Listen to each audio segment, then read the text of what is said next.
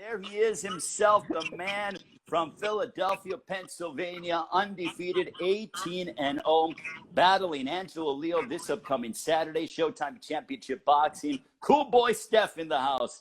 How are you, my man? I'm good. Well, tell us, how are you feeling? It's finally fight week. This is an opportunity you've been looking forward to your entire career. Lo and behold, now it's in front of you. I feel good. I'm just ready to get it on. At this point, I'm just ready to fight.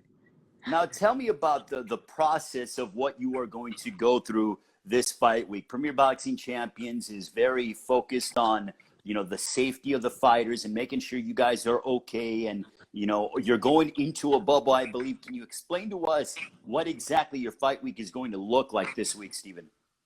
Yeah, well, today I'm checking in, so I'm gonna have to self-quarantine for the whole day. Can't leave the room for the week. I believe you can't leave the bubble for the week for 6 days.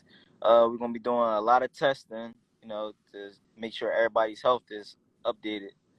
So that'll be for the most part of it. Besides, training, and we can't leave the facility as well. We can't leave the bubble. So you are driving down from Philadelphia to Mohegan Sun in Uncasville, Connecticut, correct? Yes, I'm actually down here right now. Oh, you're down there right now. Okay, so when did you make your way down there already? I mean, I left, this morning or? Yeah, this morning I left. Okay. I'm here now.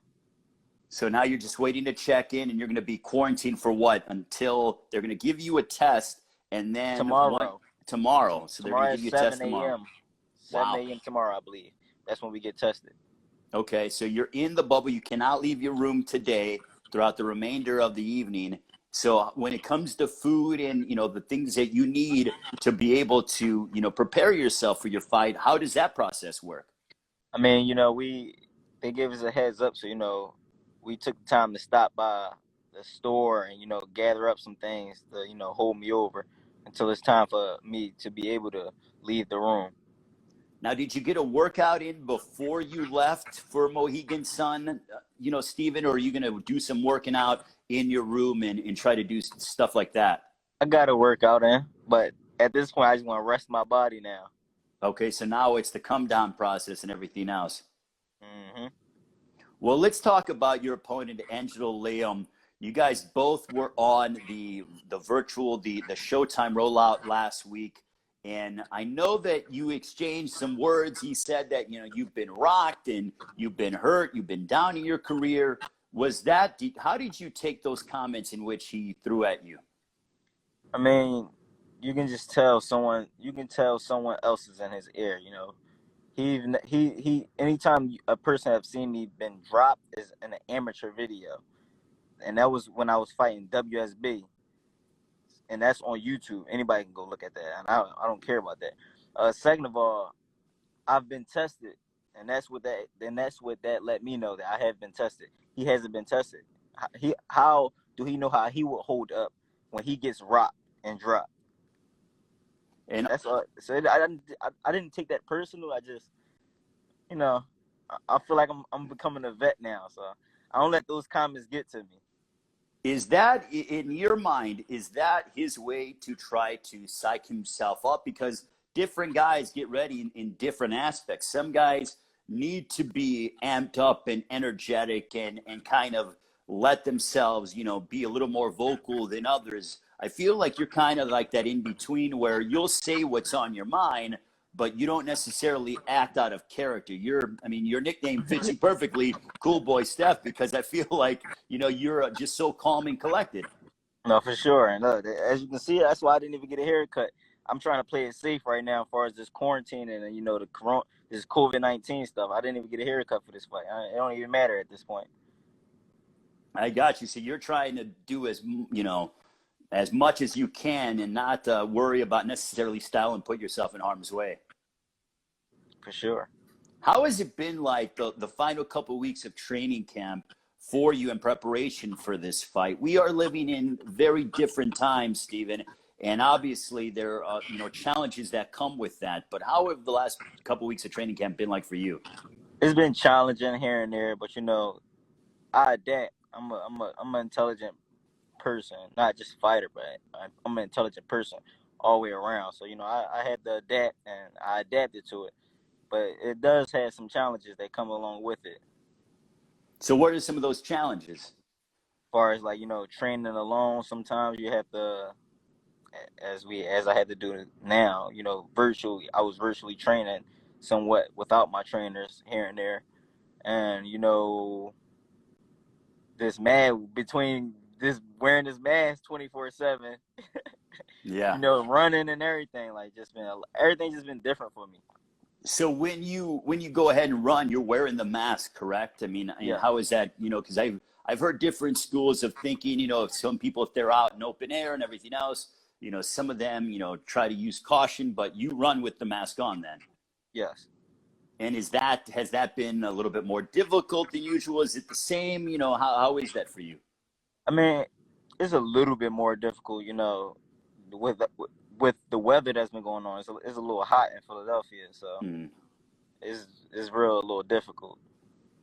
And also, you mentioned about that there were times that your trainers were sometimes there, sometimes not. Will you have your entire team, training-wise, with you in Connecticut on Saturday night on Showtime? Not my entire team. But you'll have your trainers and your coaches, those that, are typically in your corner will be in your corner, correct? Or is that not the case? I will have one of my trainers in my corner, and Stephen Edwards will be in my corner as well as my cut man, Harvey Estrada. Okay, so Bradman will be in your corner this weekend and stuff. Yes. So Philadelphia those Philadelphians looking out for each other. Also, another thing, Stephen, the city of brotherly love doesn't have a world champion right now in regards to boxing.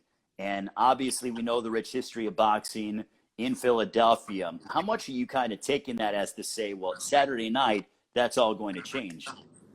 I don't really think too much on it. I don't overpressure myself. I don't, put the extra pressure on myself as well as me knowing that that's what I come to do, make history and Philadelphia history as well.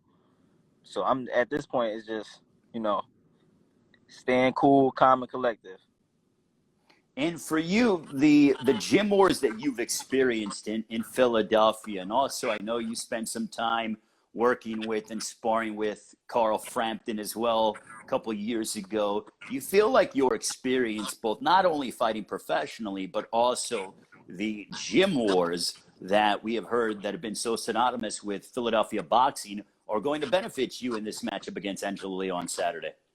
Of course, that experience and those type of things always will help me in the ring. I'm becoming more calm and inside the ring, more aware of what I'm doing and my opponent is doing. And sparring Carl Frampton and other opponents, other guys like him, helped me a lot along my way. It helped me change who I was as a person, not as just as a fighter. Also, what is it like to be the first main event for Premier Boxing Champions following the, or during this pandemic? This is the first fight PBC has had since early March, and now you are leading off as the main event alongside Angelo this Saturday on Showtime, 9 Eastern, 6 Pacific time. But how do you feel about that? I feel good, It's like I'm welcoming PBC back in Showtime, like I'm welcoming boxing back. So it feels good, It means, to me, it means that I've been on, their mind. So I like to, thank y'all for that. Now, January 25th, you fought Arnold Kagai, and you won 117, 111 across the board in right to unanimous decision victory. You were the first fight on Showtime, but now that your name is on the marquee, you're the main event. Does that excite you even that much more? Yeah, it do, but I haven't really thought of it yet. Like, you know how sometimes after something that happened, you like, damn, I really was the main event. Mm-hmm. I don't really think about it until after it's over with, and that's just come from me focusing so much. So your mentality is the same whether or not you're the first fight in the arena without fans, or if you're the main event, and obviously this is post or before, COVID and stuff, but when fans are trickling in, if you're the first fight in the arena or if you're the main event, your mentality is the same. It's the same. And it has to be the same. You can't let a couple adjustments and a couple things dictate how you will, how your outcome may be. So yeah. You're a very active fighter as well, Stephen. And do you like the notion that you did fight at the end of January, because now this is your second fight? As we look at fighters now across the board because of this pandemic, many of them are going to be stepping inside the ring for the very first time as we get into the PBC schedule. My bad. I'm sorry. Say No, that again. I said you fought January 25th. Yeah. Do you like that this is your second fight this year? Because many of your right. fellow fighters haven't fought this year, and as we're coming back with PBC, it'll be their first fight in the ring. So do you feel like you have a little bit of an advantage in regards to staying sharp? I wouldn't really call it an advantage, but then again, I would say, yeah, it feels good, because they'll watch me. That's why it feels good. And I'm back, so that's another reason why it feels good.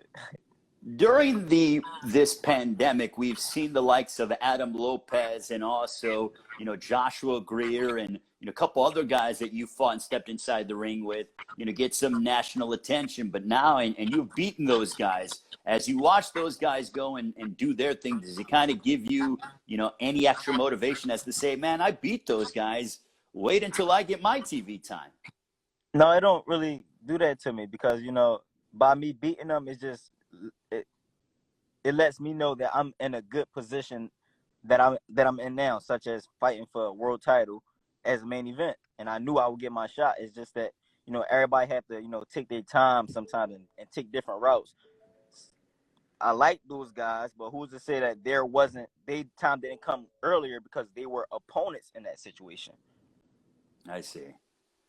And for you, looking at the rest of the division, I know that you're focused on Angelo Leon, but another guy who I feel like you guys have had some words over the past year and a half, 2 years. I'm going with this, but Brandon Figueroa from Weslaco, Texas. He was on the PBC podcast a couple of weeks ago, and he said that he had been calling you out years ago prior to, when you fought Adam Lopez. He said he wanted a matchup with you, and you have refuted that, saying, I've been calling out Brandon Figueroa. He's turned down the fight. From your perspective, what is the situation between you and Brandon Figueroa? Because he claims that he'd been calling you out a couple years ago. You turned it down, and now you're calling him out because he is a champion. So what is the status of that? The status is when they wanted to fight me years ago, my trainer turned it down because he said it didn't make sense at the time. Let's do it when it makes money and for a title. Second of all, they wanted me to fight him in his hometown on his brother's undercard. That didn't make sense. Who would do that? Now, when it makes sense for a title and more money to feed both parties, he don't want to do it. Just like I fought in his hometown against Isaac Avelar. Yeah, you knocked out Isaac Avelar with a vicious body shot. And we both agreed. We both agreed, like thumbs up. Me and his corner did. Then I called them out, and what I was told was they wanted to take a different direction. They wanted to go a different direction. So was there talk, because after that fight, when you guys fought in FS1 at the end of August last year, he fought on Julio Ceja on the undercard of Wilder and Ortiz #2. So is that what you were inkling for, to fight Brandon Figueroa on that pay-per-view card? Yes. Yep. And then they went a different direction with Ceja. And they went another different direction. Yep. Okay, so just wanted to go ahead and give clarification on both sides. So, I hear one thing and want to go ahead and bring it to your attention, because they called sides. Me out when I was when I had a little bit less fights in my career, like 10 fights. I was like 10-0. Mm-hmm. I said, yeah, let's do it. My corner said no, it didn't make sense at that time. So all right, I'm gonna rock out my corner. I know deep down within myself, I didn't turn it down. But if my corner turned down, all right, that's same as me. All right, cool, we turned down. But now y'all turn it down. So now, what's the big deal? So what's the problem? With the victory on Saturday, assuming all goes according to plan, do you think now that you get closer to that fight, or is there something else that would interest you within the 122-pound division? Because as you look at it from a PBC standpoint, you have Ray Vargas, who's over. You also have Daniel Roman, who's going to be fighting on a Showtime card later on in the next few months. You have Brandon Figueroa. Obviously, you have, Angelo on Saturday night. But is there anybody else outside of Figueroa after Saturday that would interest you or that you would jump into the ring with? Ray Vargas. So that's who you would want next. I would want more belts. I would want more belts following after everything goes right Saturday and we get this belt. Getting back to Angelo, as he's undefeated, but do you feel like his level of competition is nowhere near where yours is? And you had to get an opportunity to fight another undefeated guy early in your career. Now this is his opportunity, but do you feel that the experience is going to be that much more different when you step inside the ring? It will be. You can look at his box rank and see the difference within our opponents. So it will be. And yes, it's a major difference between our careers and the past we took. The one item I don't feel you get enough credit for is your punching power. You look at your record and you're 18-0 with 8 knockouts, but the fight I'm going to point out, and we mentioned this, is back in August when you knock out Isaac Avalar by a vicious shot to the body, a liver shot that went ahead and, put him down on the canvas. Do you feel like you don't get enough credit for your punching power because of how slick you are and how well you move? Of course, and that becomes the shocker to my game plan. Everybody says, "Oh, he's gonna box, or we're gonna press him out." Then soon they feel it. What happens? The whole game plan changes. So yes, of course, my punching power is underrated, but I don't think too much on that because I know what I can do, and I know my abilities, and I know my power. The one item that stands out in terms of watching you fight, and I have watched your fights, I mean, literally since the beginning for a long, long time. We go way back. But, as I watch you, you not only move well, but movers don't necessarily focus on body punching to the degree that you do. I feel like you make it a point to attack the body of your opponents because they are so aggressive. Is that fair to say?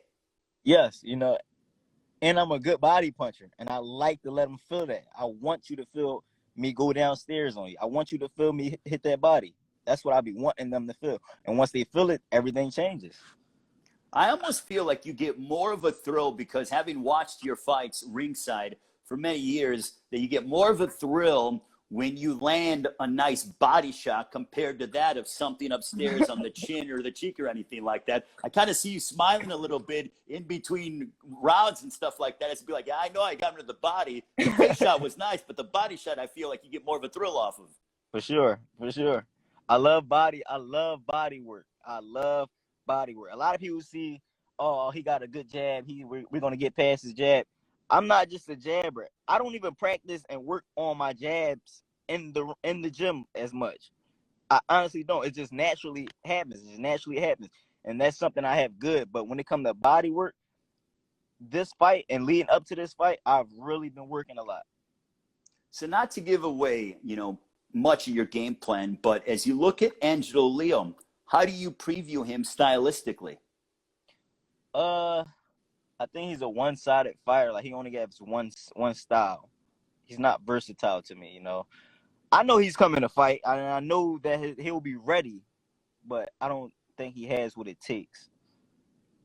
Also, the light standpoint, he's had some fights on Showtime, but not to I feel like you have fought on a television more than him, and from the light standpoint, certain guys respond to the lights in different ways. Do you feel like you're used to it already and that it may be a hindrance on his standpoint? You said the lights? Yeah, the lights, fighting on television, everything else. You have TV experience a lot more than he does. I mean, this is his biggest fight.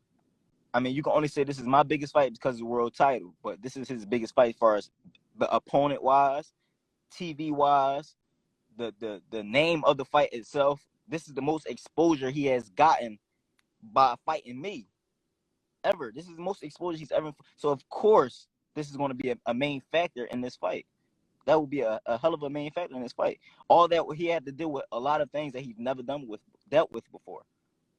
And how much, when you're fighting and you're going through the fight, the long fight weeks, and it's a different fight week this week, but you still have obligations when it comes to fighter meetings, when it comes to interviews like this.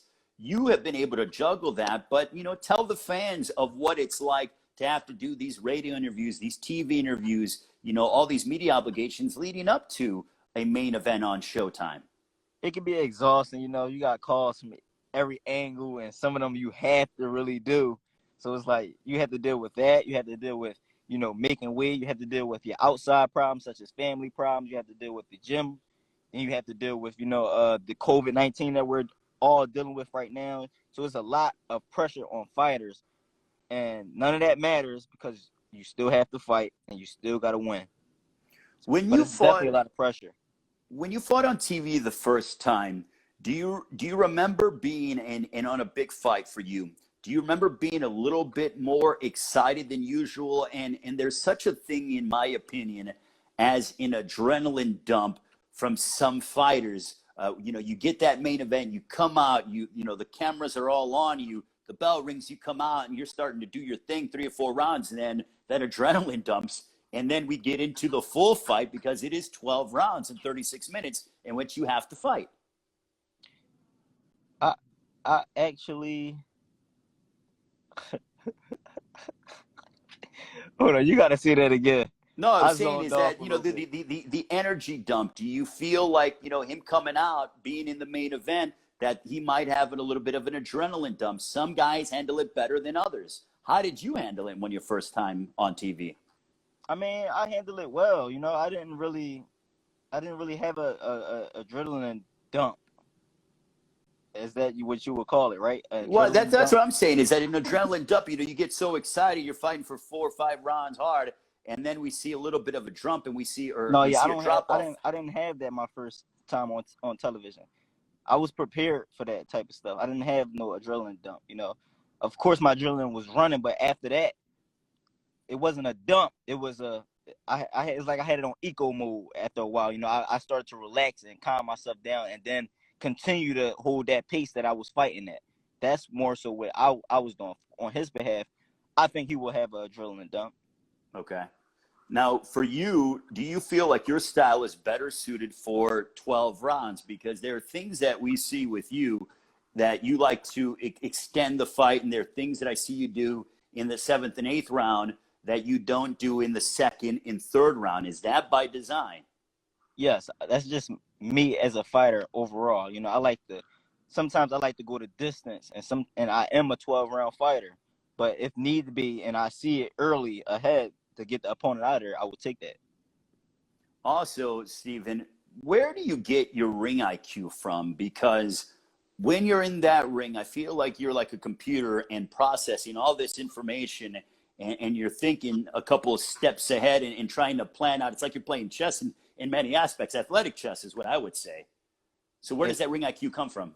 I mean, we all have gifts in certain ways, and I just feel like I'm very intelligent. I'm a very intelligent young person, and that leads into my game and my game plan when it comes to fighting. And honestly, I just feel as though, a lot of people are just fighters. They know how to fight, but they don't know how to think. If you can think and fight, you're a problem. Look at Floyd Mayweather. Well, is there also, it's one thing to think, but it's another thing to physically implement it. I think that's such a rare attribute to have. And it sounds like, as I watch you fight, I feel like you're able to do everything, pretty much at the same time. You are a multitasker in that ring, because you're thinking, but you're also moving and doing a lot of different things. Your hand placement, your footwork, everything else. For sure. I'm a mental fighter first. My brother Nazem Richardson always told me that, man. He said, "What type of fighter are you?" I said, I'm a skillful fighter. He said, "No, you're an intelligent fighter first, and never forget that." And that's something that will always stick with me. And as you can see in every interview or just in a fight, I move off of pure intelligence and pure knowledge, and I move off of my mind. I react off of my mind first. So even when I might not be throwing any punches, I'm still right here with my opponent, mentally draining them. I see, just based on your pressure and your movement and little things that you do. For sure. Well, you mentioned Nazim Richardson, who passed away last week. I feel like Nazim went ahead and embodied what Philadelphia boxing was all about. How much of a blow is the passing of Nazim Richardson to not only the sport of boxing, but the city of Philadelphia? I mean, it was a low blow, honestly. It was like, he means, man, listen, he's Philadelphia boxing, honestly. And I'm not just saying that just because he passed away. He is Philadelphia boxing. And anytime you name Philadelphia boxing, his name will be mentioned. That just shows you right there. He is an icon in Philadelphia. So are you going to be dedicating this fight to him on Saturday night? Of course. He'll always be right there with me. He'll always be right there with me.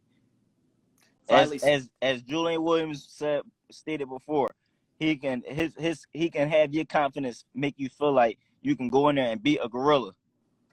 And just that's based on what he tells you. And that's just what it is. With Nazim, it seemed like he was a master motivator, but also a brilliant technician.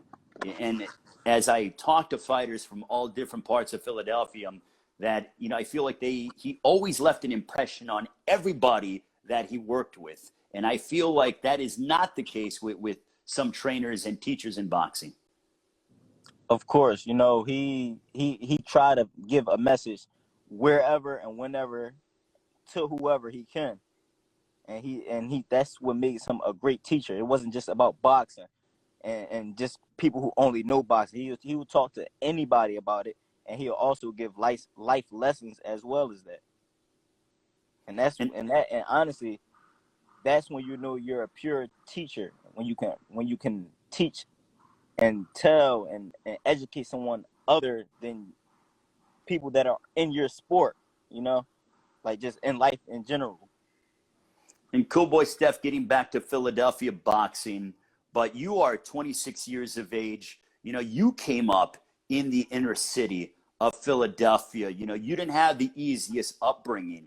Knowing that you are on the cusp of winning a title, you know, I feel, you know, do you take the sense that you are a role model for the youth within, you know, Philadelphia? Because I'm sure that there were guys that you looked up to when you started boxing, you know, 10, 11, 12 years old, but now you could very well be in that position. Of course, you know, there was like guys I maybe have looked up to, and they didn't set out to do what we all thought they were set out to do. And maybe that's because they didn't have that mental toughness that we thought they had. But on my aspect, I am a role model, and I'll try to get my message out clear as possible. You know, stick through whatever, even if it's the harder way. Don't just look at somebody else's success and say, oh, they took the easy route. There's nothing wrong with taking a different direction, you know? So I feel like I am a role model, and I want to continue to be a good role model for young kids, not just boxers, but basketball players, athletes, anybody. I feel like I want to be that great and good role model. So. Well, what can fans expect on Saturday night in your main event on Showtime when you battle Angelo Leo for a title at 122 pounds? It's obviously a goal that you have set out for, and now you are this close from going ahead and reaching that. But what can fans expect on Saturday on Showtime? Y'all gonna expect intelligent boxing. Once again, intelligent, beautiful boxing. We will get it on. He's coming to fight. I'm coming to fight. We both undefeated. Nobody wants to lose. We both want that world title, so expect a hell of a performance and a hell of a show. Steven, thank you so much, my friend. Cool Boy Steph in the house from Philadelphia, PA. Enjoy the rest of your fight week. I know you're going to be in the PBC bubble. I'm sure you'll be fine, but we look forward to seeing you on Saturday. Pumped to be able to call your fight for the international audience. Good luck, Steven, and we will see you later on this week. I'm about to go back to sleep. All right. Thank you so much for joining us. Steven Fulton joining us right here on Instagram. My goodness, great to have